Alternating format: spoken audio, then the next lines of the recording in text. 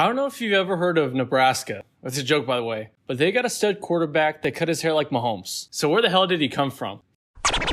Dylan was born in Chandler, Arizona, and is of Polynesian descent. And would you know it, is the son of Dominic Raiola, who was a center at Nebraska in the late 90s, and was even a part of their 97 championship team. Let's just say this Dominic guy was pretty dang good, as he was first team All-American in 2000, along with winning the Remington Trophy as the best center in all of college football. Fast forward a bit, and Dominic had his jersey retired, and went on to play 14 years in the NFL, mostly with Detroit. So let's just say he was pretty dang good, and solid friends with Matty Stafford, who, interestingly enough, is Dylan's godfather. All of this in mind, Dylan grew up in a football household, especially since his uncle is also a Nebraska O-line coach, and you would think he was probably doing other stuff. I don't really know. It wasn't really on the internet, but yeah. Anyways, to be completely honest, I couldn't find much on Wiki of Dylan's life before high school, but you could probably guess, considering that his dad was an NFL player, that he was doing a lot of football, and he was probably cooking, because once he got to the high school level, it didn't take long for him to take off with over 3,300 yards and 32 touchdowns passing, along with an additional 9 rushing touchdowns as only a sophomore.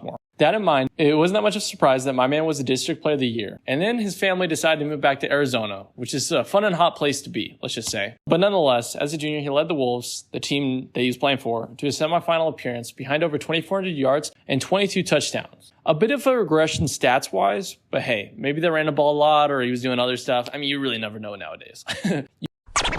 You think maybe he was staying in AZ after this season, another year or so. But nope, my man Dylan transferred to a high school in Georgia as a senior, and he balled out there. A fake to Baker. Raiola with a wide open receiver and a touchdown. To be 100% no cap with you, I have no idea what his senior stats were, but I'm guessing they were pretty insane because he was a consensus top 10 recruit by all major recruiting services. Initially was committed to Ohio State, but then did a 180 and said his top 4 schools were Georgia, Nebraska, Oregon, and USC. Then a bit later, Dylan announced that he had committed to Georgia, but flipped it once again and decided to follow his family lineage at Nebraska.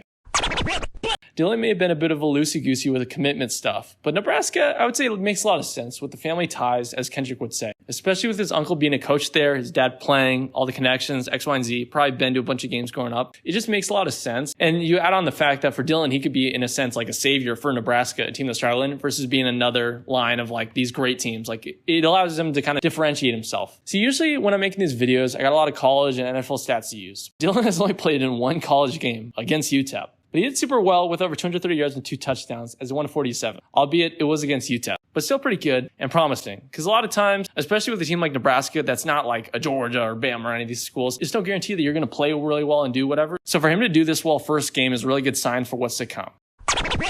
Maybe I'm making this video too early, maybe I'm crazy, maybe both are true. But based on how Dylan has played, I'm sure he'll be fine moving forward, especially with the Mahomes haircut, Mahomes glasses, Mahomes number and jersey style, and all that jazz. But although it's a bit crazy, I think the fact that since Nebraska and Missouri are technically connected, like if you look at the states right next to each other, if anyone's to do it, it is him. They are a red team, it is whatever. He's pretty dang good, top recruit, so maybe it gives him magic.